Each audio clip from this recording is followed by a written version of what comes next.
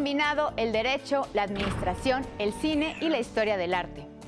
Ha realizado 4 largometrajes que obtuvieron premios nacionales e internacionales. Se ha desempeñado como director del INCINE y de la Cineteca Nacional, cargo que ocupa a la fecha. Acompáñenme a conocer en corto a Alejandro Pelayo, abogado, docente, productor y director y guionista de cine y televisión y funcionario público dentro de la cultura de nuestro país. Alejandro Pelayo Rangel es capitalino de nacimiento y fue hijo único del primer matrimonio del cómico Luis Manuel Pelayo y de Berta Rangel. Decidido ser abogado, ingresa a la Universidad Nacional Autónoma de México y ahí descubre 8 y medio, película de Federico Fellini que le cambiará su visión del cine. A la par de sus estudios de Derecho, el joven Alejandro asiste a los cineclubs de la Facultad de Filosofía y Letras, de Psicología y del IFAL. Redescubre el cine de otras latitudes y forma parte del movimiento efervescente cultural de los años 60. Durante sus años de universidad, trabaja como profesor de Historia y Civismo en el Instituto Miguel Ángel, en un taller de encuadernación y más tarde como pasante en un despacho de abogados. A los 25 años, pone en pausa su trabajo como abogado litigante y se va becado como profesor del ITAM a estudiar al Tecnológico de Monterrey, donde realiza la maestría en Administración. Es el momento en el que, siendo estudiante nuevamente, se reencuentra con el cine y se incorpora al cineclub de aquella universidad. Se adentra también en clases de literatura romántica del siglo XX y de teatro del absurdo. Al regreso a la Ciudad de México, lo nombran director de la carrera de Administración del ITAM y se incorpora al grupo de Super 8 en Casa del Lago y al estudio de actuación de Dimitrio Sarraz, donde aprende sobre la dirección de actores.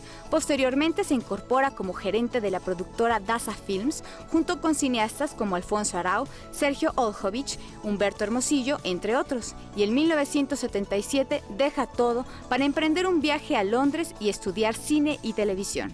Entre 1982 y 1989 realiza su trilogía del poder, La Víspera, Días Difíciles y Morir en el Golfo, largometrajes que obtuvieron diversas distinciones nacionales e internacionales, como el Premio Ariel y la Diosa de Plata. Y en 1993 realiza la película Miroslava, acreedora de 7 Arieles, entre otros premios. A partir de noviembre de 2013 fue designado como director de la Cineteca Nacional. Entonces, de repente, imagínate estudiar un curso de neorrealismo italiano y ver 25 películas neorrealistas, o expresionismo alemán, entonces, todo el expresionismo. Entonces, esa escuela, la Slade Film School, y el descubrimiento de la Cineteca de Londres, recién llegado, a una cineteca que iba todos los días a ver 2 películas durante 2 años, más lo que aprendí en la escuela práctica de cine. Entonces, claro, cuando regreso, pues vi muchísimas películas, entonces me vuelvo un especialista en historia del cine. Entonces, inmediatamente a mi regreso, ya me inserto a la escuela de cine, al CCC, como profesor en la materia Historia del Cine, y empiezo ya a hacer ya mis primeros trabajos, sobre todo como asistente de dirección. De pequeño vivía en el centro de la Ciudad de México, en un viejo edificio de más de 150 años, ubicado entre las calles Victoria y Valderas, donde recuerda que la azotea era su patio de juegos y los cines antiguos un lugar de descubrimientos. Yo era muy cinéfilo y me iba muchas veces solo y veía una película muchas veces, o sea, muchas veces que sí, 8 o 10 veces la misma película. Me acuerdo, había un cine que se llamaba el Cine Orfeón en el centro. Todavía sigue, pero está cerrado, ya no sé qué han hecho ahí. Estaba en la calle, si no recuerdo mal, de Luis Moya. Entonces, había una película, por ejemplo, me acuerdo una que vi como 12 veces, se llamaba Viva la Juventud. Seguramente si la vemos a ser malísima, pero en aquella época me gustaba mucho porque era musical, estaba Yolanda Varela, que fue uno de los, ya sabes, de las fantasías a los 10, 11 años, Yolanda Varela, que era maravillosa. Yo creo que la veía por ella tantas veces. Y claro, estaban Disrussel y Resortes, y el Poli, la universidad, y bailaban, etcétera, etcétera. Y tuve la oportunidad, cuando hice una serie después del cine mexicano, que se llama Los que son nuestro cine, de encontrarme al productor de esa película, que era el señor Jesús Sotomayor. que era, siempre exhibía sus películas en el Orfeón. Le dije, don Jesús, yo ayudé muy modestamente a su fortuna, porque fui a ver 12 veces Viva la Juventud, y en aquella época, cuando hice la entrevista, ha de haber sido como 84, 85, todavía solo estaba el VHS, no había salido el DVD. Entonces me regaló un VHS de que viva la juventud. Imagínate que, entonces mejor la tengo ahí guardada, porque si la veo y decir, híjole, ya esto fuiste a ver 10 veces. O sea. Pero sí, yo iba mucho al cine, y también en San Juan de Letrán había cines, y Cine Avenida, y el cine, etcétera. Y sí, iba, y también había ferias, me subía a estos carritos que chocan, etcétera, etcétera. Entonces, muy interesante, porque mucho de la vida todavía estaba en el centro en esa época. O sea, estás hablando de la segunda parte de los 50, entonces sí, el centro era muy importante. Claro. Ya después se va descentralizando la ciudad, ¿no? Su padre, Luis Manuel Pelayo, un reconocido actor de teatro, cine y televisión, así como de radio y doblaje, fue sin duda una importante influencia en el acercamiento de Alejandro al medio artístico, incluyendo la música, ya que recuerda también a su padre tocando el piano. La influencia de mi papá fue en dos sentidos.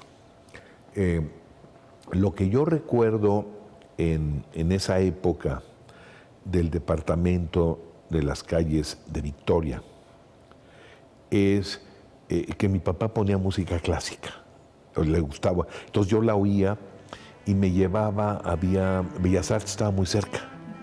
Entonces los domingos había conciertos de Bellas Artes. A él siempre le gustó mucho la música clásica. Me llevaba.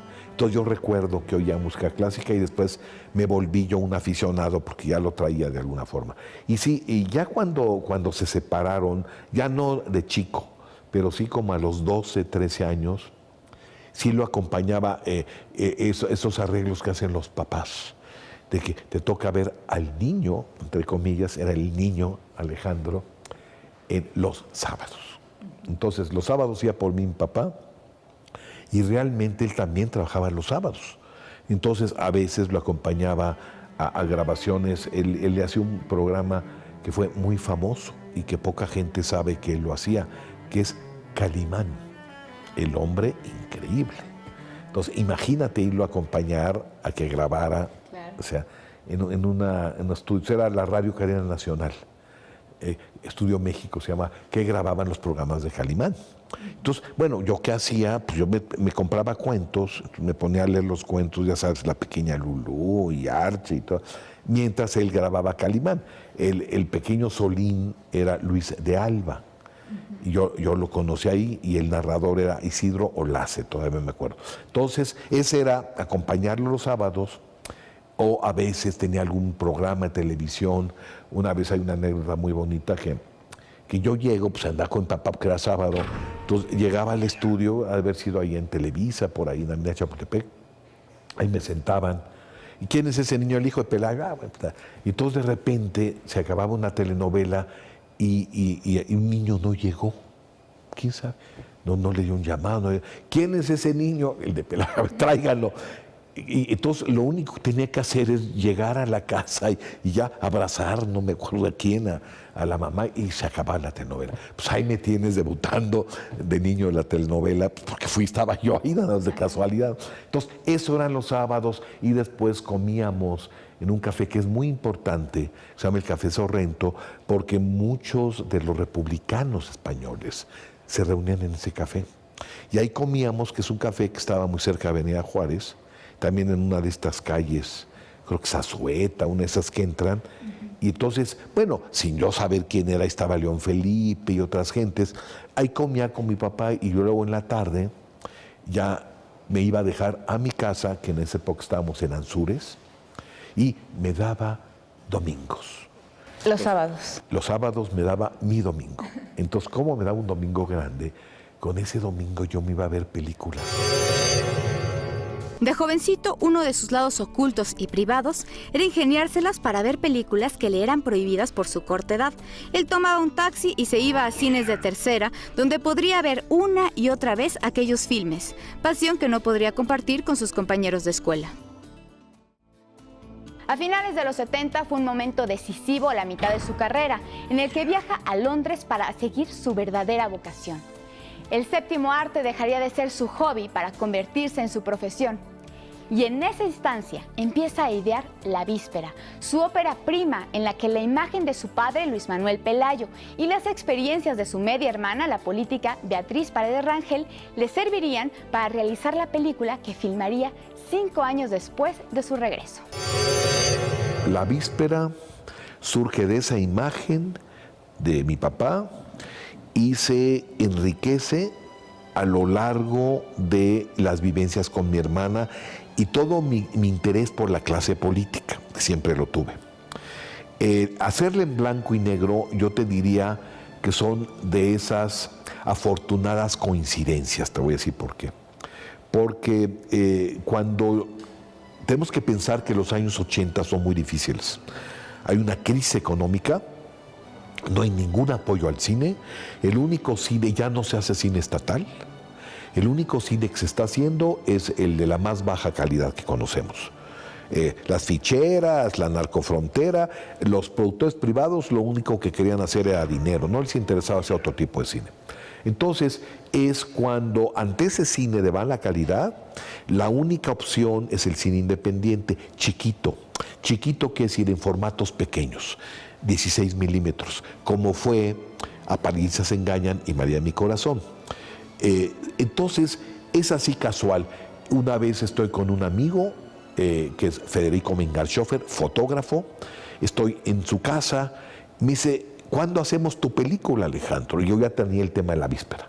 Le digo, pues, cuando podamos. Y dice, mira, yo tengo 15 latas que me sobraron de un documental en blanco y negro y con eso podemos arrancar. Órale, eso así fue. Y claro, ahora se ve maravilloso en blanco y negro. O sea, no fue una decisión estética, el blanco y negro era lo más barato en los años 80. Esa es la trilogía que a mí me interesaba. Esa es la trilogía del poder y esos eran los temas que yo siempre quise hacer. Me quedo sin temas y entonces surge la propuesta de Miroslava, que no es un tema que yo origine. Yo ya había hecho cuando Miroslava los que hicieron nuestro cine. Entonces conocía muy bien la época de los 50 y a Miroslava, etcétera. Pero ese es un proyecto generado por el director del IMCINE, que adquiere los derechos de la novela de Guadalupe Loaesa, digamos del conjunto de cuentos, y de ahí se hacen otros 2 cuentos que sí los hacen de media hora.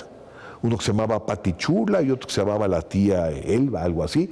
Y entonces Miroslava, que iba a ser un cuento de media hora, porque el cuento solo es la parte final de la película, que es cuando ella regresa a su casa y decide suicidarse, que es después de una comida que tiene con un productor, que en la vida real era con Ernesto Alonso.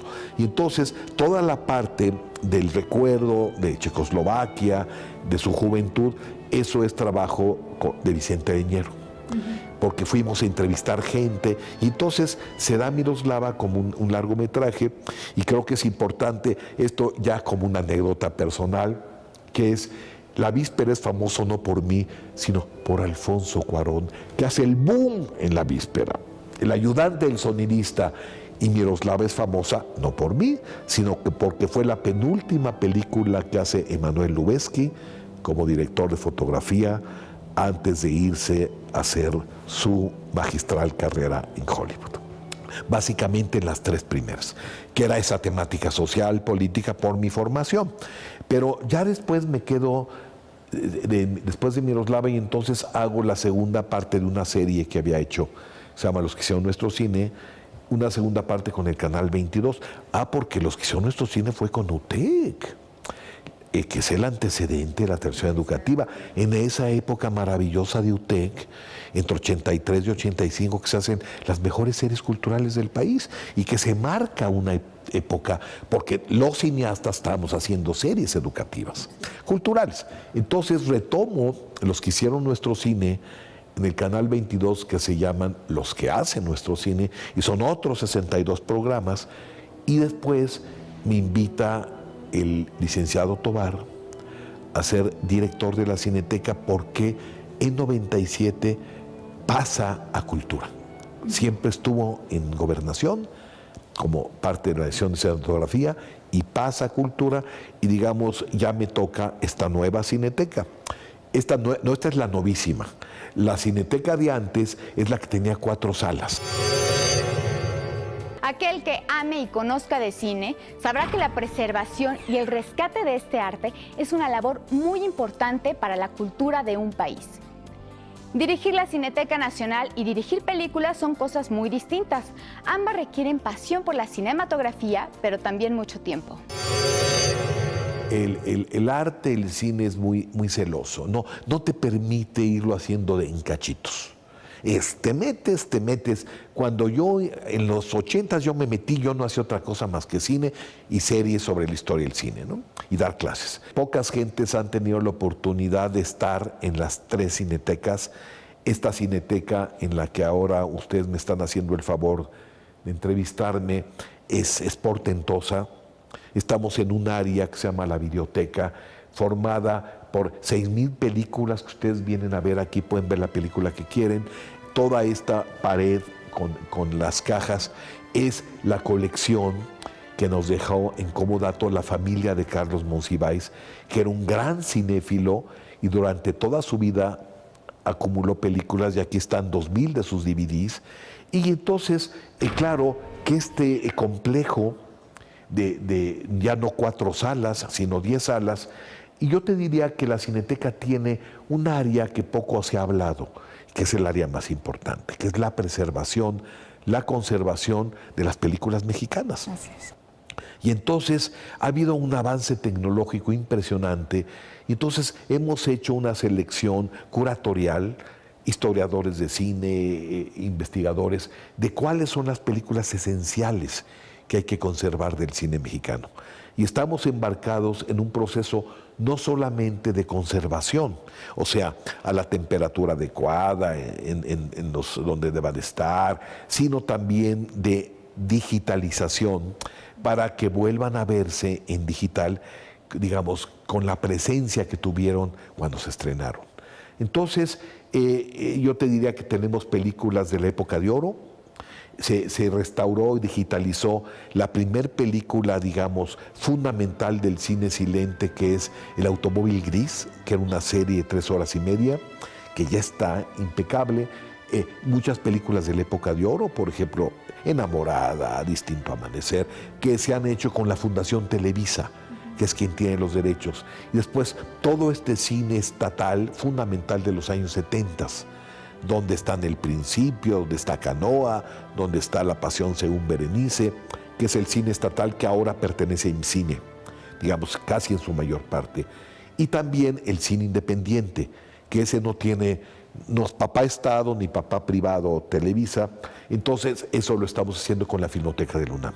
Películas como La víspera, como digamos, por decirte algo, una película extraordinaria de García Gras que se llama Knockout, como las películas del concurso de cine experimental del tercero o del primero, como La fórmula secreta. Entonces todo eso nos va a permitir, me imagino, que de aquí a los siguientes 2 años, cuando menos, tener esas 100 películas faro del cine mexicano.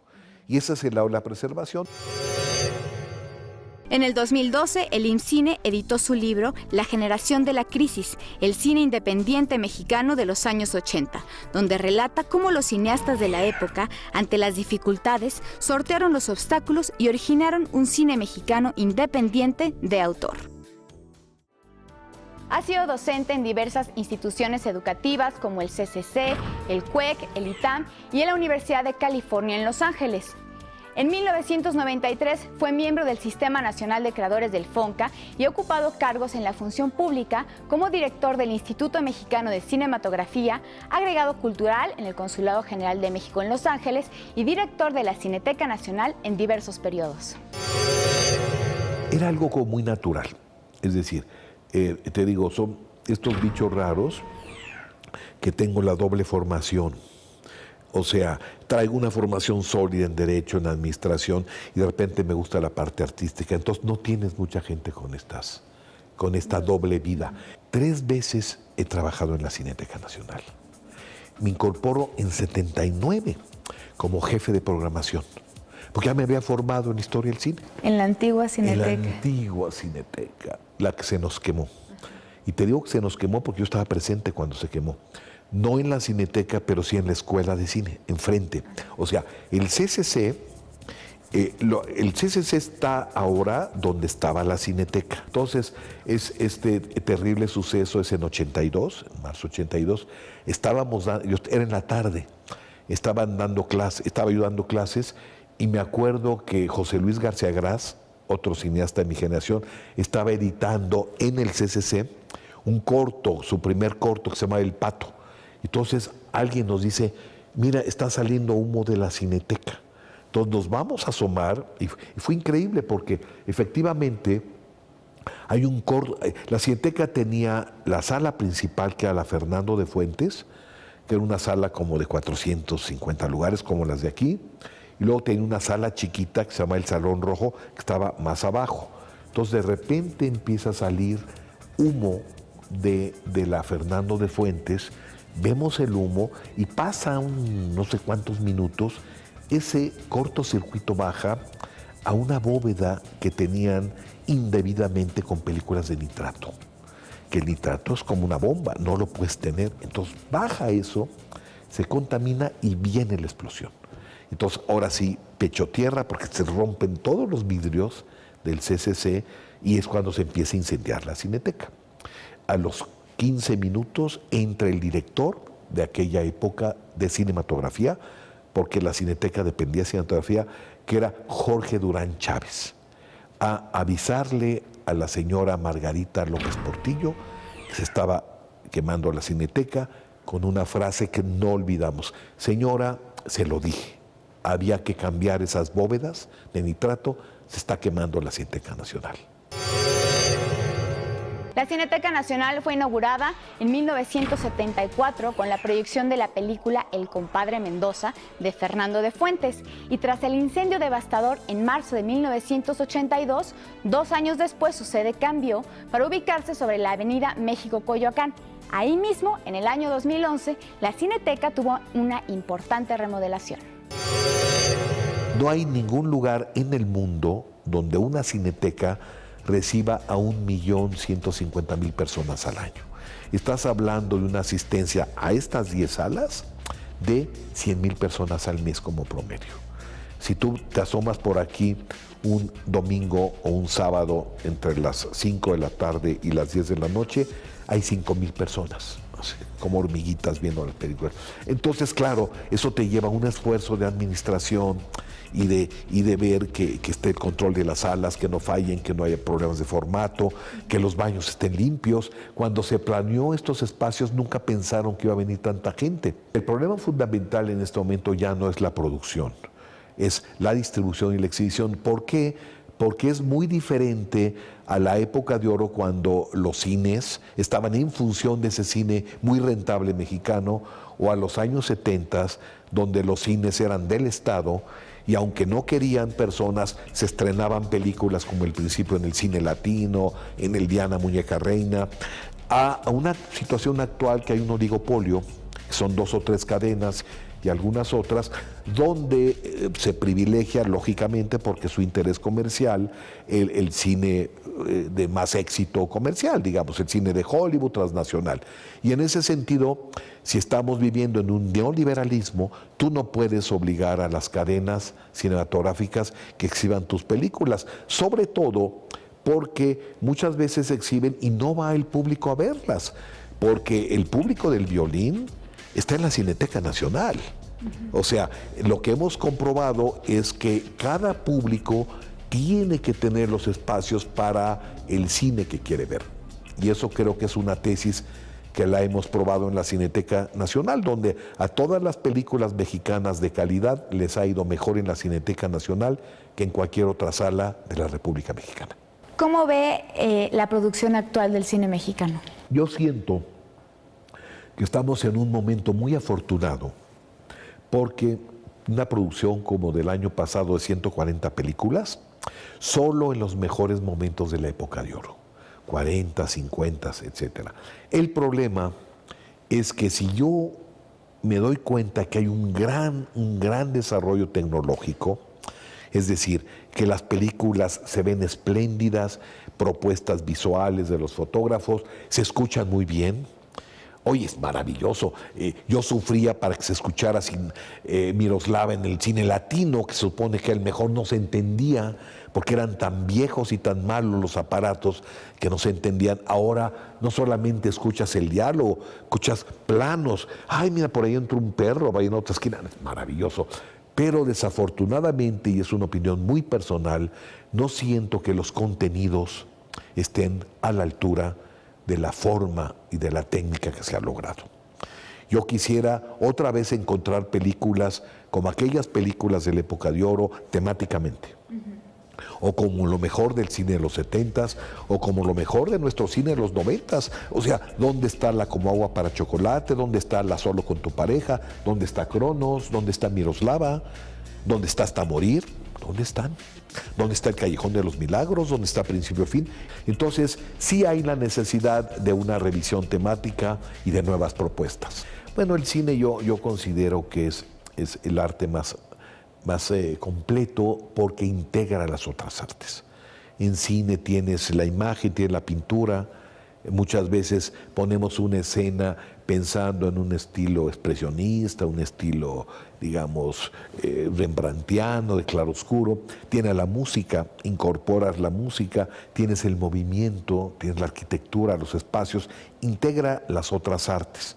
Y sin duda es el arte del siglo XX y es el arte de nuestro tiempo, digamos, fundamental. Él es Alejandro Pelayo, cineasta, abogado y administrador, quien se entrega con pasión a cada actividad que le llega a su agenda. Agradezco mucho su compañía y lo invito a nuestra próxima emisión de En Corto, donde le presentaremos a otro mexicano que con su esfuerzo y dedicación está moviendo a nuestro país.